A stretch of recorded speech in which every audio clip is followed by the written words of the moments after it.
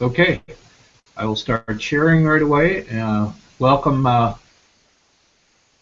welcome, Seth.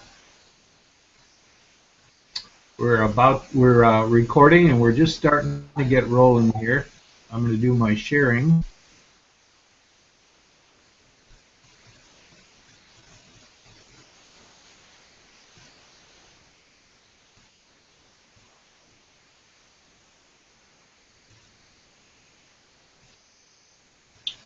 Okay, so you should be seeing my screen. Um, Welcome, Mason. Hopefully you'll be able to stay connected. Welcome, Jared. Good to have you in there. We're just getting rolling. I just started recording. I want to just make this general announcements here before we do anything, and that is today the goal is, you probably saw that in my email, we want to show, yes, I guess this will actually be the third day we're spending on this lesson, very important lesson, optimization problems and discussion, and you will not be getting a new assignment. And then tomorrow I'm going to make a presentation to you. So again, really no new lesson. I have a presentation entitled Optimal Design that fits perfectly with where we're right now.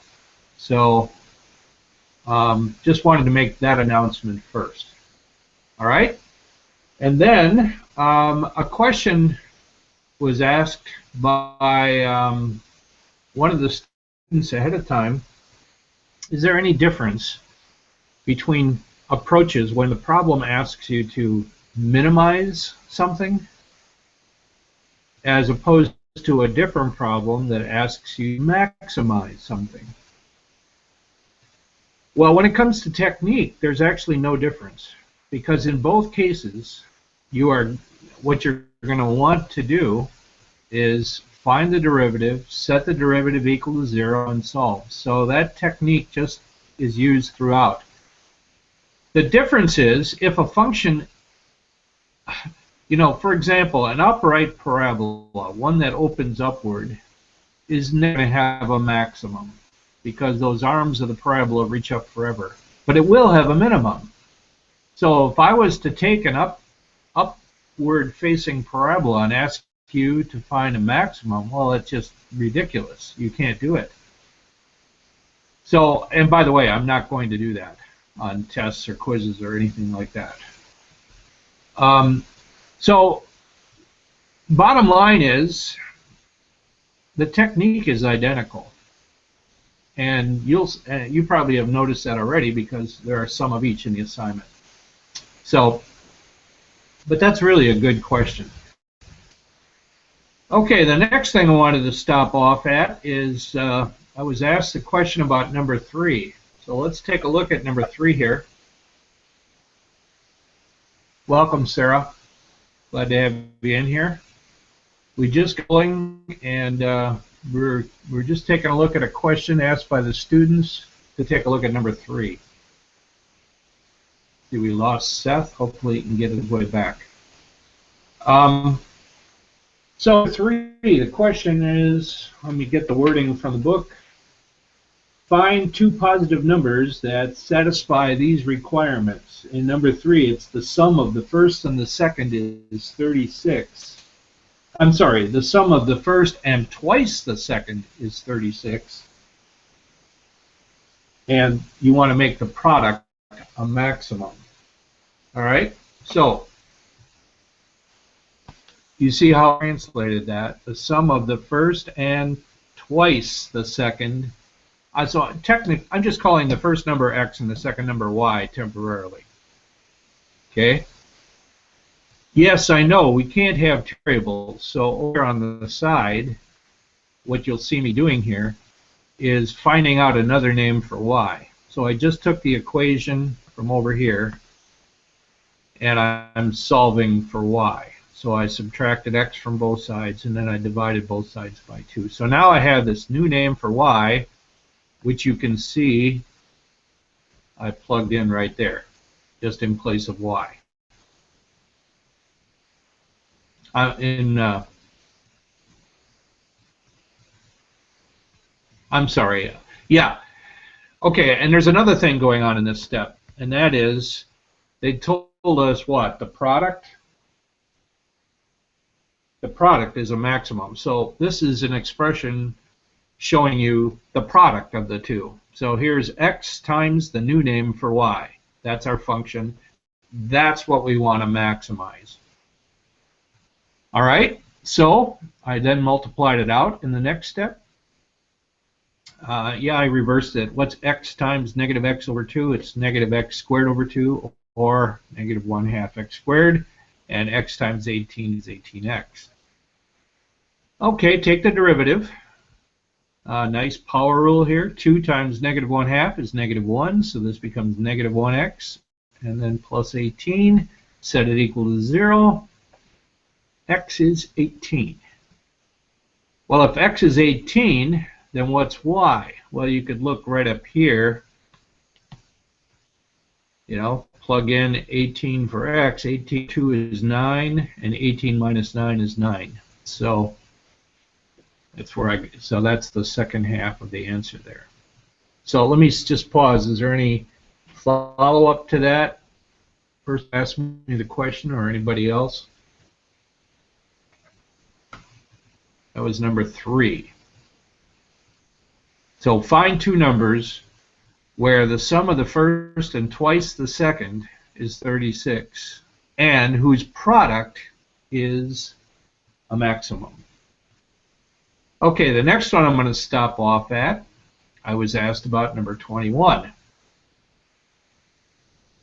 So I'm going to buzz over to 21. 21 has a challenge to set up, and I'm going to have to explain what I did here so you figure out what I'm doing. All right, 21. I don't have the problem written out, so I'll just read it here. A home gardener estimates that if she plants 16 apple trees, the average yield will be 80 apples per tree. Because of the size of the garden, every additional tree she plants it'll make the yield, the rate, go down by 4 apples per tree. All right, so let me just show you. I haven't finished reading, but so let's see, how do we explain this?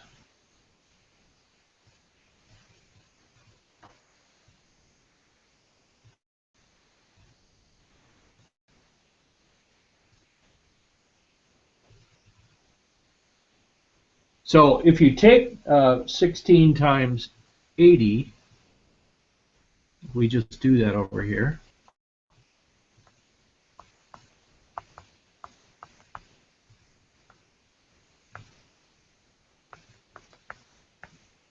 That's where I got the 1280 from. So that's kind of where we are right now. We've got that many trees, so that's the yield.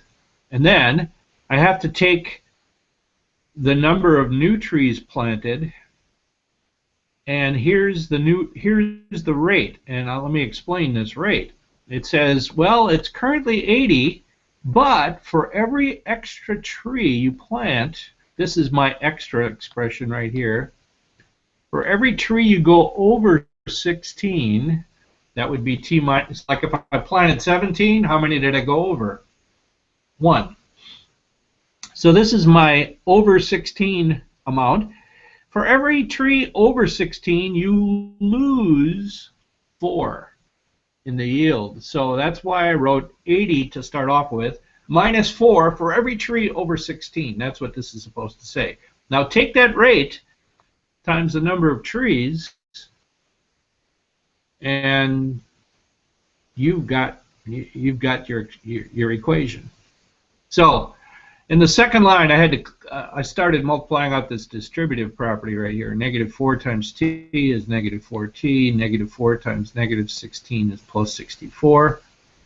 And then I could combine the 80 and the 64. I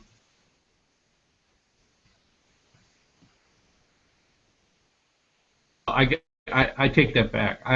I decided that I went ahead and multiplied right away. I combined them later. So anyway, multiply that whole expression by t. 80 times t, negative 4t times t, and 64 times t. Now I combine the two 80t and 64t into 144t. So I finally have what? My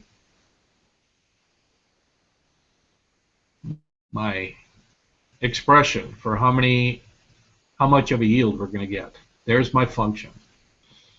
Now, good old find the derivative, easy derivative, set the derivative equal to 0, solve for t. So I came up with 18 trees, and that was the first question, right? Let me just check here. How many trees should be planted to maximize the total yield? Answer, 18 trees. Part B, the second question is, what is the maximum yield? So in other words, once you do plant 18 more trees, what will the yield be? And so that's just your original, that's this function with the arrow right here, at 18. And when you plug that in and crank it out, you come up with 1,296 apples.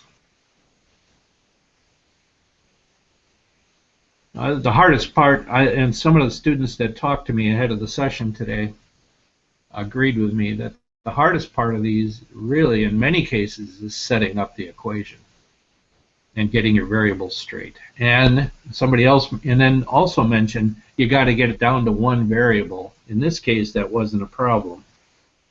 But like if you've got a length and a width, we can't have both an L and a W, so we always have to spend just a small amount doing that substitution.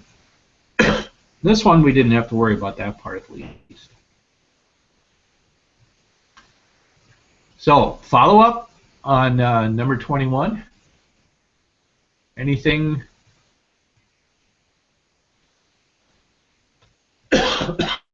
Excuse me. Almost through just a few little things yet.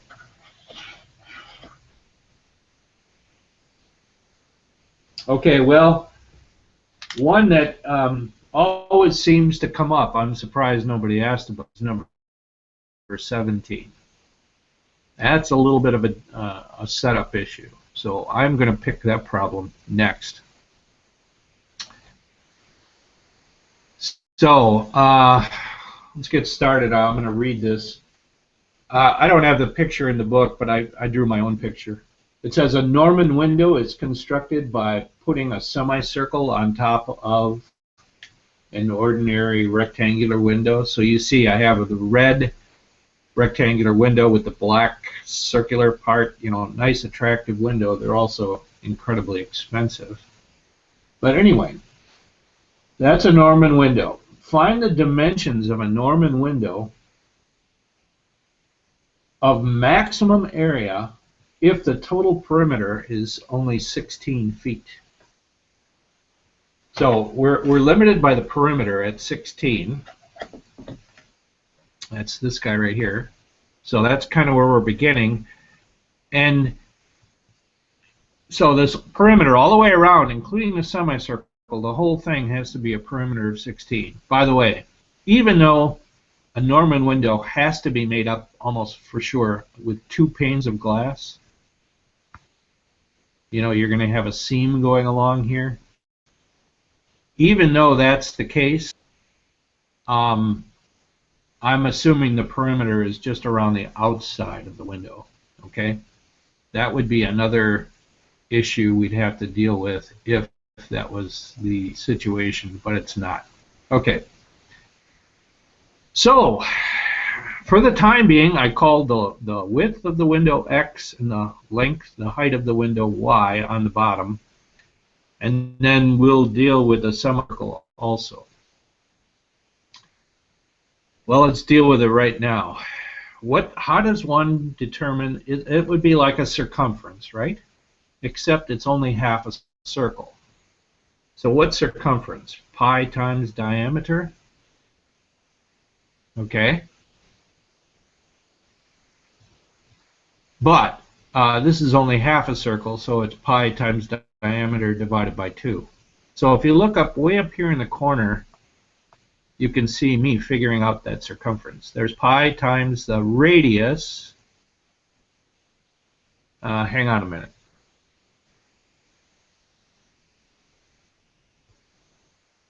No, that's me finding the area. Excuse me. So here's the perimeter. We've got two y's because there's one on each side. We've got one x on the bottom. And then we have the circumference, pi times that diameter divided by 2. Okay, add those up, and that perimeter must be 16. So that's a good beginning point. As you know, though, we can't have two variables, can we? So you'll see that what I'm doing here is trying to find another expression for y. So what I did is I got I'm getting the y alone by subtracting x from both sides and by subtracting this pi x over 2 from both sides. And then divide both sides by 2. I now have an alternate way to say y. Okay, so now that I've got my x dimension, I've got my y dimension. Now it's time to get the area of the window, because that was the problem's mission, to maximize the area. Okay, so you can see I'm starting to write this expression. So how does one find the area of a Norman window? Well, you take the area of the rectangle plus the area of the semicircle, right? So what's the area of the rectangle? X times y, right? Except we don't want to use y, we want to use this expression here for y. So here's the area of the rectangle. X times the new expression for y. Plus, and now I got to put the area of the semicircle. Remember, how do you find the area of a circle? I'll actually post, there'll be 2 video links for this.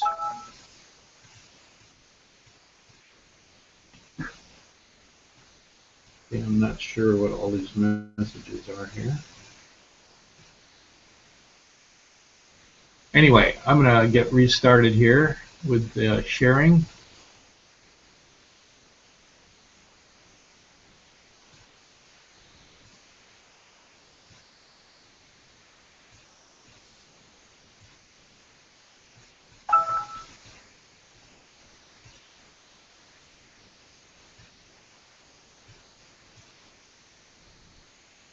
So hopefully you're seeing we're back on number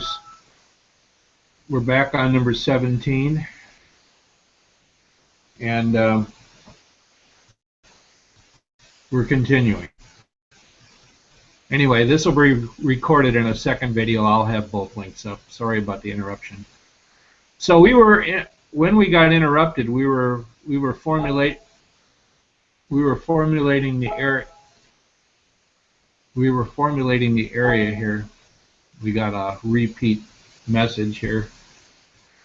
Anyway, we were reformulating the area, and we had the rectangle on the left here, the length times the width, and we had this expression, this new expression for the y. And then I was just about getting to adding the area of the semicircle, and that's what I did in the top right corner here. A circle is pi times r squared. R in this case is half of x. This is x, so that's why it says pi times x over 2 squared. But because it's a half circle, I had to divide it by 2. Well, when you square x over 2, you get x squared over 4. And x squared over 4 times pi divided by 2 all comes out to pi x squared over 8. This thing right down here in the corner. That's I know I got too many colors here, but right down there, that's my area. So now I got my semicircle and my rectangle added together. Well, I got to do some multiplying, so I multiplied x by this quantity. And then I didn't have to do this, but I rewrote the expression right here, putting these two x squared terms into one. That would not have had to be done, but I did it. Okay, now finally it's time to maximize the area of the window. So take the derivative. Derivative of 8x is 8. Here I need to take, the power rule, 2 times that thing in parentheses times x to the first power. And then on the right, when you do the power rule on the last term, 2 times pi over 8 is pi over 4, and reduce the power by 1.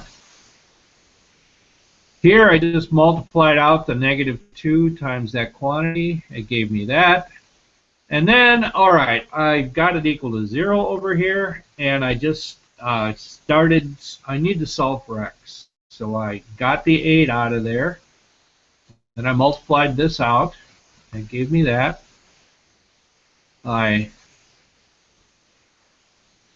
Let's see. All right, what I did in this term is negative over 2x, so positive pi, so it's -1/2 pi x plus positive 1/4 pi x, which turns out to be I just combined these two terms into one, -1/4 pi x. And then finally, I factored an x out and divided both sides.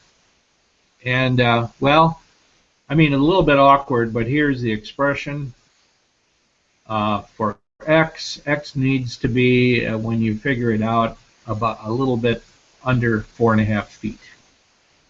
And the height, figured out over here, is that expression, which turns out to be about 2 1/4 feet. So, a lot of horsing around getting that one set up. That's what made that one harder. I don't know if we have any more follow-ups to that, but that was number 17. So I got about 15 text messages, and they all say go through. Oh, I do number 11. Thank you. I have another request. Okay, I better go take a look at my messages here and see if there's some others there.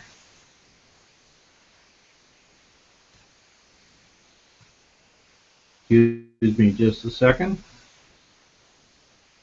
With all the confusion of me kind of hanging up on you, that, by the way, my web page crashed, and that's why we had nothing. Okay, number 11 is the next request. Thank you for that request. Number 11.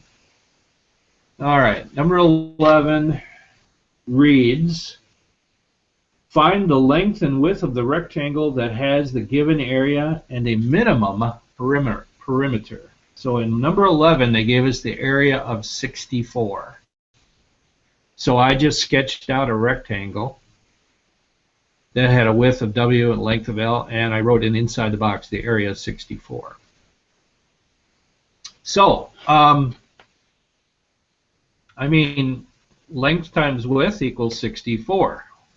But you know by now we don't want two variables. So I solved for W so I could put everything in terms of L. So here's a new name for W. Okay, and then what do you do when you find perimeter?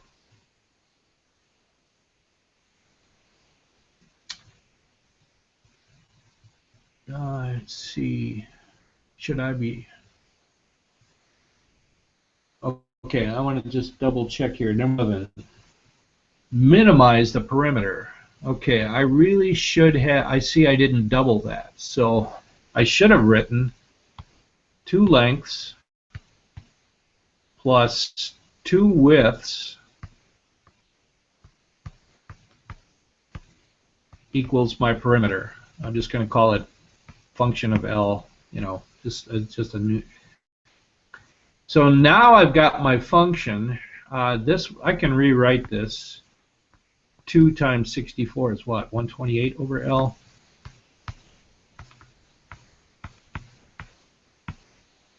Okay, now let's take the derivative. So when you take the derivative of 2L, you get 2. Here we use the quotient rule. Derivative of a quotient is the denominator. times the derivative of the numerator, which is going to be 0. So let me erase that. Minus, so I should erase the plus too, minus the numerator times derivative of denominator, minus numerator times derivative of denominator.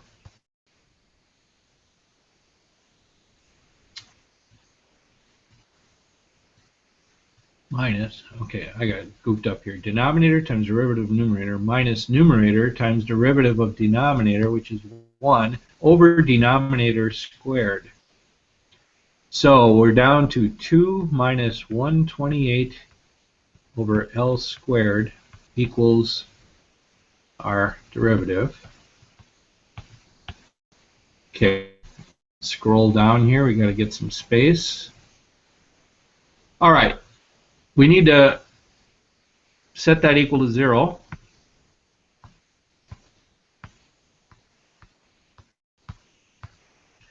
And now what? Let's multiply both sides by L squared. Be careful, this is a little different because I have two things to multiply by on the left, right? Everybody get that? If I multiply the whole equation through by L squared, that'll be 2L squared minus 128, the L squareds cancel there, equals 0. And now we can just do the algebra, get 128 on the other side, divide both sides by 2.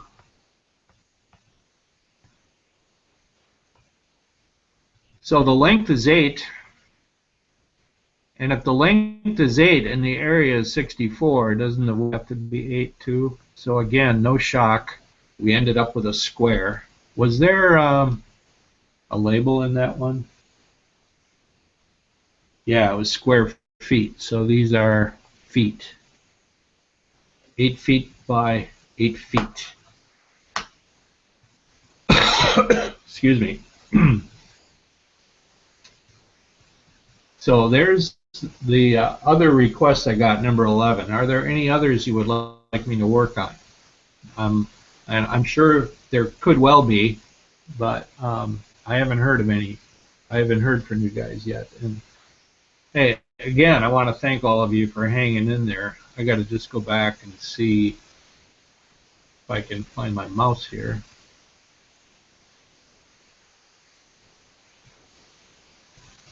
I just got to go back and see. Yep, we have the same group hanging in here. Okay, got a message, number 13. All right, thank you. We will look at number 13 next. And I'll turn the pictures back off. Okay, number 13. Here we go. Having trouble locating the mouse. There we go, number 13. Oh yeah, this one's a little different. Thank you for asking about this one, because this is the only time, we've had, kind of like two things up against each other. So instead of just a square or a rectangle, we now have 3 vertical lengths. So I'm glad you brought one up. So you see my drawing there. It says a rancher has 200 feet of fencing, and he's got to make 2 adjacent rectangular corrals. They have a figure in the book. Now, this is my crude drawing up on the top there. What dimensions should be used so that you can have the biggest area enclosed by the fencing? So the first thing we got to, this is very important, we are limited by a perimeter of 200 feet. And so what I did is I called each of these equal lengths here X, and then I called the vertical length Y. Okay? But again, we can't use 2 letters. So how can I solve that? Well, I mean, here's another way to express Y. We got a total of 200 feet.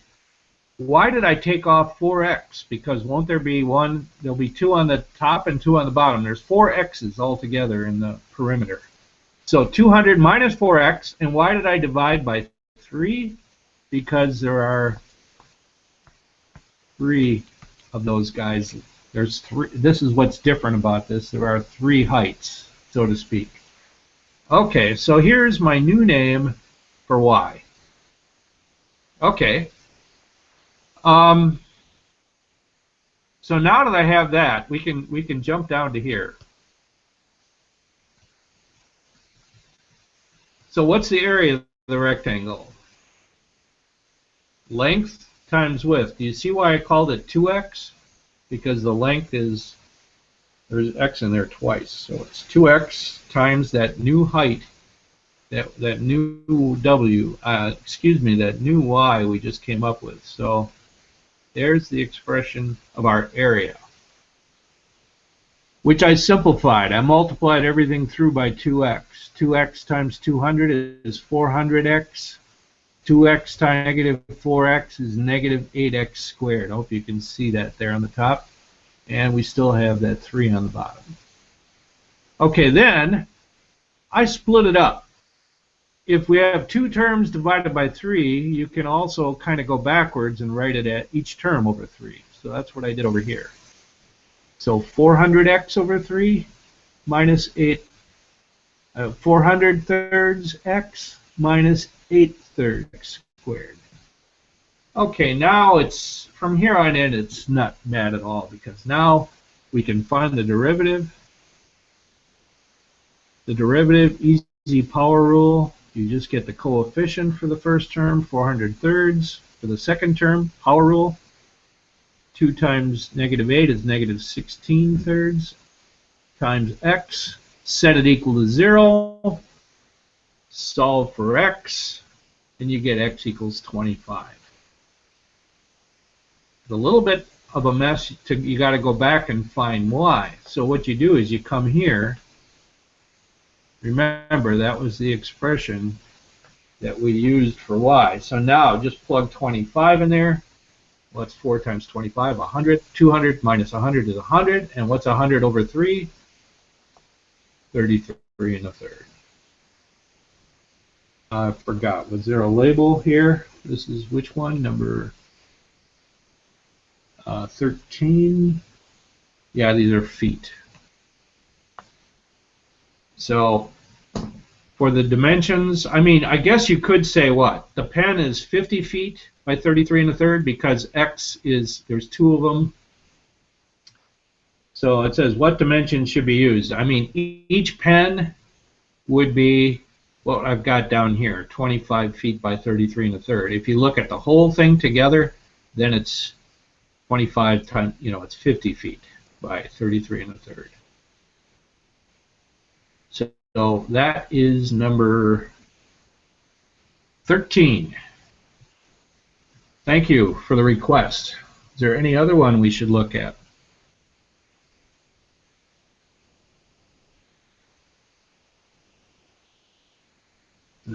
I like somebody else talking to one of the students ahead of the session today, and probably setting up the problems, making a drawing, a sketch of some kind, setting up your variables, getting it down so you only have one variable, and finally getting your expression for whatever it is you're supposed to minimize or maximize is probably the hardest part of the problem. I'm guessing the derivative and setting the derivative equal to 0 and solving, that's probably the easiest part, isn't it? I think, from what I'm hearing from students, and I can see why. Okay, any other requests? I think I did them all. Let me know if I didn't. We did 3, 21, 17, 11, and number 13, I believe. We looked at all of those. Sorry about dividing the video into 2 parts. So this week you're going to get 2 links. I'm going to just list them right next to each other with the same date, today being the 19th. I'll put them both on your web page. Unfortunately, unless I can figure out a way to paste them together, I might be able to do that. If I paste them together, then I'll only put 1 link.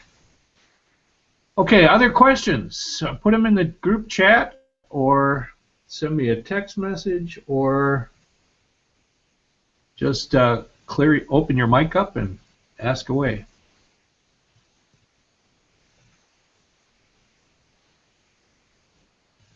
So I don't know, some of you may have missed the announcement, so I'm going to repeat that. No new assignment. I mean, we didn't do any new lesson. We continued our discussion and problem solving on optimization. Tomorrow's class, I'm going to give a presentation. So I would like you to take notes on that.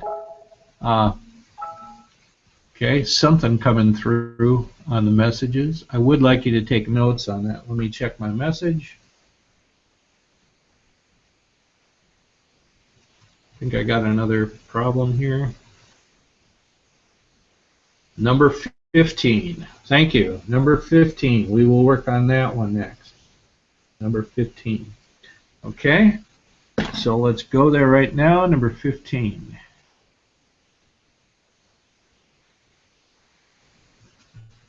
All right, now I'm assuming, I mean, the only one that's really interesting is part C. So, I mean, part A, I shouldn't say that's not interesting, but I figure this is a geometry class, and how do you find the area of those? You take the area of the base times the height. So that first one is 9 times 11, 99. The second one over in the book, area of the base is 25. 25 times 5 is 125. I mean, you probably weren't asking me about A or B. But C is the calculus one where it says, determine the dimensions of a rectangular solid with a square base of maximum volume if its surface area is 150. Okay, so here's that. Here's 15. So it's 15C that I'm going to go through.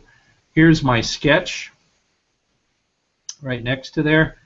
And you notice I made a square base. I've got both dimensions of the bottom being x by x, just like the book said, make the base a square. And then so again, you got to take the area of the base times the height to get the volume. But what they gave us was the surface area. So I should really divide this up here. This whole part here is just for finding the surface area. Okay. The surface area they told us was 150. Well, what's the surface area? That's the bottom and the top. Here's the bottom and the top. X squared on the bottom, x squared on the top. And then isn't each side piece x by h? And since there's 4 sides, so we got bottom and top added to sides, and that comes out to 150. Well, you notice we have 2 variables here, x and h. Again, we can't have 2, so we got to get rid of 1, so I decided to get rid of the h. So I went about solving the equation for h.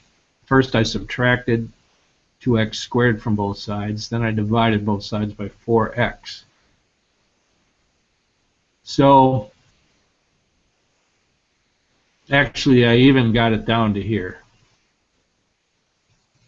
So now I have a new way to say h. All right, we got our height. Now, back to volume. That's over on this side. How do you find the volume of this? You take the area of the base and multiply it by the height. Here's the area of the base, and here's that height that we just figured out from over there. Okay? That's our volume. So then I just multiplied that out. I took x squared times 70.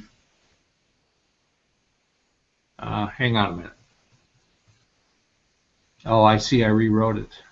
I got to think this through here. What did I do there? Height is right there. Oh. Oh, okay. So here's a simplified version of what's to the left there. I mean, what's x squared over 2x? I canceled the x's. So here's a simplified version of what's to the left of it. Okay, now multiply x out. X times 75, 75x over 2, and then minus x cubed over 2. And now finally I can take the derivative. It's pretty straightforward. I rearranged the terms, but it's a power rule. Bring the 3 down, negative 3 over 2 times x squared plus 75 halves. Set it equal to 0 and solve. And I found out the x dimension has to be 5. And then if you plug that back in over here, you can find out, not too surprisingly, the height is 5. So in other words, this turns out to be a cube. X by x, so it's 5 by 5 by 5. And these are all inches. I should put the label down, inches. So the final question there was, determine the dimensions of the solid. Well, every dimension is 5 inches.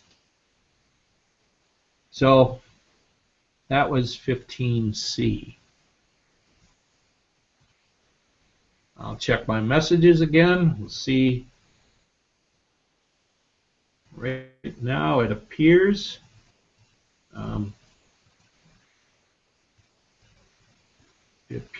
that that's all the requests I have received. Anybody else? Other questions you'd like to see? So we got a pretty healthy number in today. 1, 2, 3, 4, 5, 6 fairly long ones. Good. Thank you for the requests. I mean, we can continue the discussion, but most of tomorrow I want to devote to that presentation.